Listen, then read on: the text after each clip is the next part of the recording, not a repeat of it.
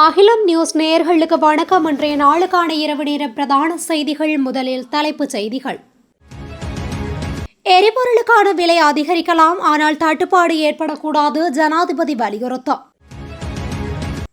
துபாய்க்கு வேலைக்கு சென்றவர்களுக்கு நேர்ந்த கதி தீவிரப்படுத்தப்படும் விசாரணை. கொழும்பில் வீடொன்றுக்குள் சிக்கிய மர்ம ரகசியம், அதிர்ச்சியில் போலீசார். சிஐடியில் தடுத்து வைக்கப்பட்டுள்ள சுரேஷ்தலை அடுத்த அதிரடி முடிவு. காதலனால் கடத்தப்பட்டு 11 வயது சிறுமி கூட்டுப்பாலியல் வன்புணர்வு. டெங்கு நோயாளிகளால் நிரம்பி வழியும் மருத்துவமனைகள். 3000 போதை மாத்திரைகளுடன் ஒருவர் கைது. அத்தியாவசிய பொருட்களின் விநியோகத்தை உறுதி செய்ய அனுரவின் அதிரடி நகர்வு. கடல் கொந்தளிப்பு தொடர்பில் அவசர எச்சரிக்கை. தொடர்பான விரிவான செய்திகள். நாட்டில் எரிபொருளுக்கான விலைகள் அதிகரிக்கப்பட்டாலும் எந்தவொரு கட்டத்திலும் தட்டுப்பாடு ஏற்பட இடமளிக்கக்கூடாது என்று ஜனாதிபதி அனுரகுமார திசாநாயக்க வலியுறுத்தியுள்ளார். அண்மையில் நடைபெற்ற அமைச்சரவை கூட்டத்தின் போது ஜனாதிபதி மேற்கண்டவாறு வலியுறுத்தியுள்ளார். அதன்போது விலை உயர்வு மற்றும் நாடு எதிர்கொள்ளும் அந்நிய செலாவணி நெருக்கடி குறித்து ஆழமாக அலசப்பட்டது. அதனை அடுத்து கருத்து வெளியிட்டுள்ள ஜனாதிபதி அனுரகுமார திசாநாயக்கா, கடந்த ஏப்ரல் மாதம் வரை இந்த நாட்டில் இறக்குமதி செலவு 2 பில்லியன் அமெரிக்க டாலர்களை தாண்டியுள்ளதாக ஜனாதிபதி சுட்டிக்காட்டியுள்ளார். நாட்டில் டாலர் கையிருப்பை பாதுகாக்கும் வகையிலேயே வாகனங்களை இறக்குமதி செய்வதற்கு கூடுதல் கட்டணம் விதிக்கப்பட்டதாகவும் அவர் குறிப்பிட்டுள்ளார். எரிசக்தி தட்டுப்பாடு அல்லது உர தட்டுப்பாடு போன்ற நிலைமை ஏற்பட்டால் முழு நாட்டினதும் இருப்புக்கு பாரிய ஆபத்து ஏற்படும் என்பதனால் இவ்வாறான சிக்கல்கள் ஏற்பட இடமளிக்கப்பட மாட்டாது என்றும் ஜனாதிபதி வலியுறுத்தியுள்ளார். சந்தையில் விலை தொடர்ந்து உயர்ந்தாலும் உரிய பொருட்களை தட்டுப்பாடின்றி தொடர்ந்து வழங்க அரசாங்கம் ஏற்பாடு செய்து வருவதாகவும் அவர் மேலும் தெரிவித்துள்ளார்.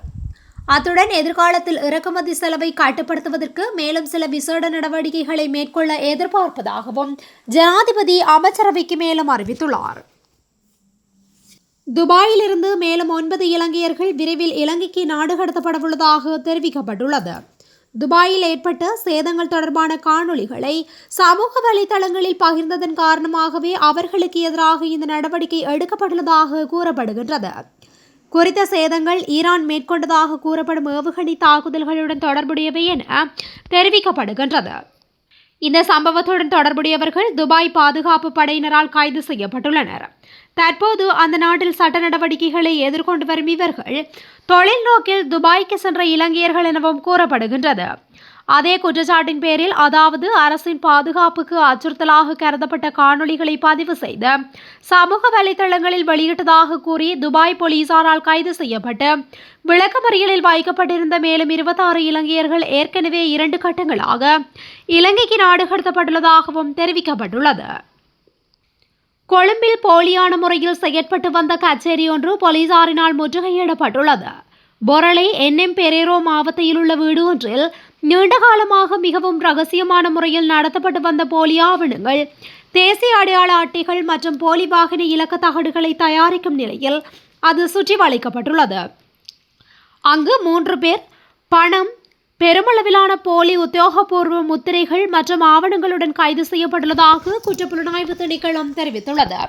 அந்த வீட்டிலிருந்து 600 போலி உத்தியோகபூர்வ முத்திரைகள், காணிப்பதிவு அலுவலகத்தின் மூலப்பத்தி கோப்புகள், 2 போலி தேசிய அடையாள அட்டைகள், 4 போலி ஆவணங்களை தயாரிப்பதற்கு பயன்படுத்தப்பட்ட மின்சார உபகரணங்கள், தட்டச்சு இயந்திரங்கள், குற்ற செயல்களுக்கு பயன்படுத்தப்பட்ட மோட்டார் கார் மற்றும் மோட்டார் சைக்கிள், 15 லட்சம் ரூபாய் பணம் உள்ளிட்ட பல பொருட்கள் போலீசாரால் கைப்பற்றப்பட்டுள்ளன. அந்த முத்திரைகளுக்குள் அரசாங்கத்தின் பிரதான திணைக்களங்களின் உத்தியோகபூர்வ முத்திரைகள், சமாதான நீதவான், சட்டத்தரணி மற்றும் பல்வேறு பதவிகளை வகிப்போரின் உத்தியோகபூர்வ முத்திரைகள் போலியாக தயாரிக்கப்பட்டிருந்ததாக போலீசார் தெரிவித்துள்ளனர். போலீஸ் அதிகாரிகள் அந்த இடத்தை முற்றுகையிட்ட போது அங்கிருந்த 2 சந்தேக நபர்கள் கைது செய்யப்பட்டுள்ளனர். அரசு புலனாய்வு பிரிவின் முன்னாள் பணிப்பாளர் ஓய்வு பெற்ற மேஜர் ஜெனரல் சுரேஷ் ஜலே சாகும் வரையான உண்ணாவிரதம் ஒன்றை தொடங்கியுள்ளதாக உதய கமன்பில தெரிவித்துள்ளார்.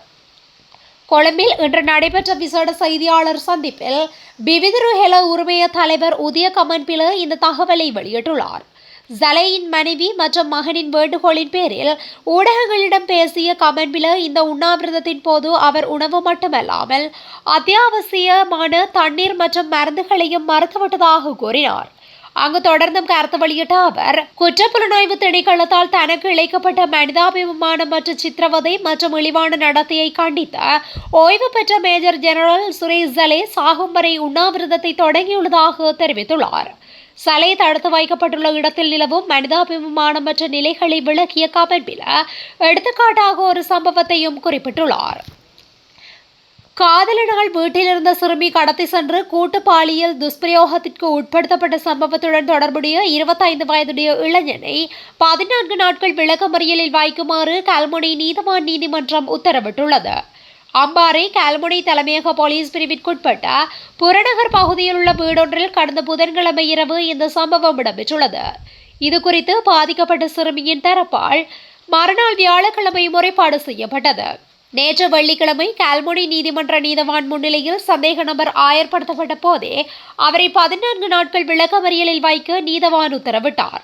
சம்பவம் தொடர்பில் மேலும் தெரிய வருகையில், கல்முனை மாநகர பகுதியில் உள்ள ஆடை விற்பனை நிலையம் ஒன்றிற்கு கடந்த 2 மாதங்களுக்கு முன்பு பாதிக்கப்பட்ட 16 வயதுடைய சிறுமி தனது தாயாருடன் ஆடை கொள்வனவிற்காக சென்றுள்ளார். அப்போது அங்கு பணியாற்றிய இளைஞனுக்கும் சிறுமிக்கும் இடையே காதல் ஏற்பட்டு தொலைபேசி எண்களும் பரிமாறப்பட்டு தொடர்பில் இருந்துள்ளனர்.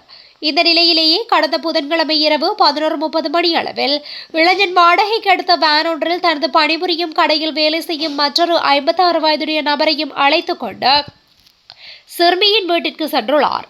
அப்போது வீட்டிலிருந்த சிறுமியை தொலைபேசியில் அழைத்த இளைஞன் பலவந்தமாக வேனில் ஏற்றி அம்பாறை மாவட்டத்தின் மத்திய முகாம் பகுதிக்கு கடத்தி சென்றுள்ளார்.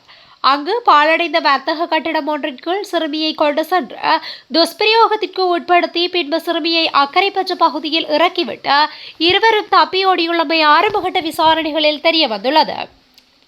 இதன் பின்பு அந்த பகுதியால் வந்த பேருந்தொன்றின் உதவியுடன் கல்முனை தலைமையக போலீஸ் நிலையத்திற்கு சென்ற சிறுமி தனக்கு நேர்ந்த கொடூரத்தை விவரித்து முறைப்பாடு செய்துள்ளார். நாட்டில் டெங்கு நோய் அதிவேகமாக பரவி வருவதன் காரணமாக வைத்தியசாலைகளில் டெங்கு நோயாளர்களின் எண்ணிக்கை அவற்றின் கொள்ளளவையும் மீறி அதிகரித்து வருவதாக சுகாதாரத்துறையினர் எச்சரித்துள்ளனர். 2026 ஆண்டு இதுவரையான காலப்பகுதியில் பதிவாகியுள்ள டெங்கு நோயாளர்களின் எண்ணிக்கை தற்போது 35,000 கடந்துள்ளதுடன் பதிவாகியுள்ள டெங்கு மரணங்களின் எண்ணிக்கை 19 ஆகும். இந்த ஆபத்து நிலைமையை கருத்தில் கொண்டு எதிர்வரும் ஜூன் 8, 9 மற்றும் 10 ஆகிய 3 தினங்களில் நாடு தழுவிய ரீதியில் விசேட நுழம்பு ஒழிப்பு வேலை திட்டம் ஒன்று அமல்படுத்தப்பட உள்ளதாகவும் குறிப்பிடப்பட்டுள்ளது. பதிவாகும் டெங்கு நோயாளர்களில் அதிகளவானோர், அதாவது 50% மேல் மாகாணத்திலிருந்தே பதிவாகின்றனர். தற்போது நாட்டின் அனைத்து மாவட்டங்களிலிருந்தும் நோயாளர்கள் பதிவாகி வருவதுடன் கொழும்பு, கம்பகா, ரத்தினபுரி, மாத்தறை, காலி, களுத்துறை மற்றும் கண்டி ஆகிய மாவட்டங்களிலிருந்தே அதிகளவிலான நோயாளர்கள் பதிவாகியுள்ளனர். காலி பிரதேசத்தில் சுமார் 3000 போதை மாத்திரைகள் மற்றும் 1,25,000 ரூபாய் பணத்துடன் சந்தேக நபர் ஒருவர் கைது செய்யப்பட்டார். அப்பகுதியில் உள்ள வீடொன்றில் சட்டவிரோத மருந்துகள் பதுக்கி வைக்கப்பட்டிருப்பதாக கிடைத்த தகவலின் அடிப்படையில் காலி போலீசின் ஊழல் தடுப்பு பிரிவை சேர்ந்த அதிகாரிகளால் இந்த கைது நடவடிக்கை மேற்கொள்ளப்பட்டது. சோதனை நடவடிக்கையின் போது போலீசார் குறித்த மாத்திரைகளையும் பணத்தையும் கைப்பற்றினர். கைது செய்யப்பட்டவர் தனியார் மருந்தகம் ஒன்றில் பணிபுரிபவர் என்பது விசாரணையில் தெரியவந்துள்ளதாக போலீசார் தெரிவித்துள்ளனர். நாட்டில் எந்தவொரு சூழ்நிலையிலும் எரிபொருள் தட்டுப்பாடு ஏற்படுவதற்கோ, மின்சாரத்தை துண்டிப்பதற்கோ அல்லது விவசாய உரம் மற்றும் மருந்து வகைகளை பெற்றுக்கொள்வதில் சிரமங்கள் உருவாகுவதற்கோ இடமளிக்கப் போவதில்லை என்று ஜனாதிபதி அனுரகுமார் திசாநாயக்க தெரிவித்துள்ளார். அண்மையில் நடைபெற்ற அமைச்சரவை கூட்டத்தின் போது இதனை அவர் வலியுறுத்தியுள்ளார். இந்த அமைச்சரவை கூட்டத்தில் தற்போதைய எண்ணெய் விலை உயர்வு போக்கு மற்றும் நாடு எதிர்கொண்டுள்ள வெளிநாட்டு அந்நிய செலாவணி நெருக்கடி குறித்து ஆழமாக ஆய்வு செய்யப்பட்டுள்ளது. இது தொடர்பில் மேலும் தெரிவித்த ஜனாதிபதி, கடந்த ஏப்ரல் மாதமாகும் போது நாட்டின் இறக்குமதி செலவு 2 பில்லியன் அமெரிக்க டாலர்களை கடந்துள்ளதாக தெரிவித்துள்ளார். நாட்டில் உள்ள டாலர் இருப்பை பாதுகாக்கும் நோக்கில் மோட்டார் வாகன இறக்குமதிக்கு கூடுதல் கட்டணம் விதிக்க நடவடிக்கை எடுக்கப்பட்டுள்ளதாகவும் அவர் மேலும் தெரிவித்துள்ளார்.